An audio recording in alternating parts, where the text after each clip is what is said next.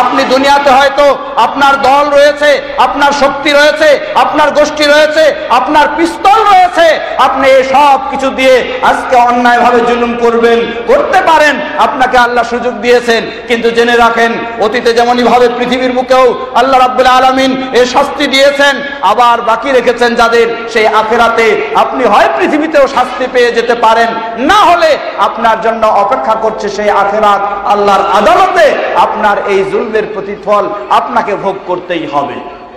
প্রিয় ভাইরা আমার, সুতরাং কথা দীর্ঘ করার সুযোগ নেই, মুহতারাম উপস্থিত হয়ে গেছেন, ওনাকে বসায় রেখে আর দীর্ঘ করছি না। সুতরাং একজন মুসলিম আরেকজন মুসলিমের ক্ষেত্রে স্মরণ রাখা উচিত, রাসূল সাল্লাল্লাহু আলাইহি ওয়াসাল্লাম বলেন, আল মুসলিমু আখুল মুসলিম, একজন মুসলিম আরেকজন মুসলিমের কি?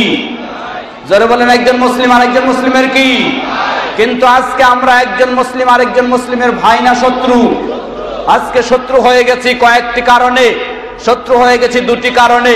একটি হলো ওই রাস্তার কারণে বলেন, রাস্তা বলতে রাজপথ, রাজনৈতিক ফিল্ডের কারণে বলেন, সেখানেও আজকে মুসলিম সমাজকে বিভিন্ন দলে বিভক্ত করে দেওয়া হয়েছে। কি বলেন, ঠিক কিনা?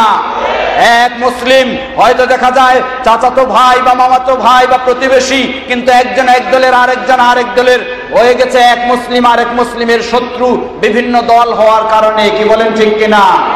শুধু সেই ফিল্ডে নয়, এই ফিল্ডে আসুন, সেখানেও একই অবস্থা হয়ে গেছে। আজকে মুসলিম সমাজ তারা যখন কোরআন ও সহিহ হাদিস থেকে দূরে সরে গেছে, যার কারণে একজন তৈরি করে নিয়েছে অমুক মাযহাব, আরেকজন তৈরি করেছে অমুক মাযহাব, একজন তৈরি করে নিয়েছে এক তরিকা, আরেকজন তৈরি করে নিয়েছেন আরেক তরিকা, একজন মুরিদ হলেন আরেক পীরের সাথে, আরেকজন মুরিদ হলেন আরেক পীরের সাথে, এক পীরের মুরিদ আরেক পীরের মুরিদকে মেনে নিতে পারে না। এক মাযহাবের মানুষ আরেক মাযহাবকে দেখতে, এক তরিকার মানুষ আরেক তরিকার মানুষকে দেখতে পারে না। সুতরাং ওই রাজনৈতিক ফিল্ডেও দলাদলিগুলি যেমন মুসলিম সমাজকে বিভক্ত করে ভাইয়ে ভাইয়ের মাঝে শত্রুতে পরিণত করেছে, তেমনি ভাবে ইসলামের নাম দিয়ে এত সব মাযহাবী তরিকা ও পীর মুরিদের দলাদলিগুলি আজকে মুসলিম সমাজকে বিভেদ সৃষ্টি করে তাদের ভাইয়ে ভাইয়ের মাঝে শত্রুতা সৃষ্টি করেছে। সুতরাং আমাদেরকে ফিরে আসতে হলে, এই জুলম থেকে মুক্ত হতে হলে, মুসলিমের মাঝে ভ্রাতৃত্ব সৃষ্টি করতে হলে ফিরে আসতে হবে নবী মুহাম্মদ সাল্লাল্লাহু আলাইহি ওয়াসাল্লামের সেই সোনালী সমাজের মতো, সেই যুগের মতোই আমাদেরকে ফিরে আসতে হবে। ইসলামের নাম দিয়েও কোনো ভিন্ন দল করার সুযোগ নাই, কোন মুসলিমেরও ভিন্ন প্রেক্ষাপটে গিয়ে ভিন্ন কোনো দল করার সুযোগ।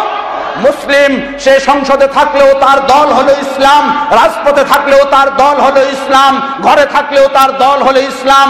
মুসলিম যে জায়গারই হোক না কেন, তার মানার বিষয় হলো কোরআন এবং সহিহ হাদিস। তার কোনো ভিন্ন মাযহাব, ভিন্ন তরিকা, ভিন্ন মুরিদ আর চলতে পারে। আজকে মুসলিমের মাঝে পরস্পর শত্রুতা, পরস্পর একে অপরকে মারমুখী পরিবেশ তৈরি করে দিয়েছে এই সব ভাগাভাগি। সুতরাং মুসলিম উম্মাহকে আবারও ফিরে আসতে হলে, শান্তির পরিবেশ পেতে হলে, দুনিয়া ও আখিরাতে শান্তি পেতে হলে সকল প্রকার দলাদল, সেই ফিল্ডে হোক আর এই ফিল্ডে হোক, বর্জন করে আমাদেরকে এক ফিল্ডে ফিরে আসতে হবে। এটাই হলো আহলুল হাদিসদের দাওয়াত। আসুন আমরা নবী মুহাম্মদ সাল্লাল্লাহু আলাইহি ওয়াসাল্লামের প্রকৃত অনুসরণ করে সেই সঠিক এক ফিল্ডে ফিরে আসার চেষ্টা করি। আল্লাহ আমাদের সকলকে সে তৌফিক দান করুন।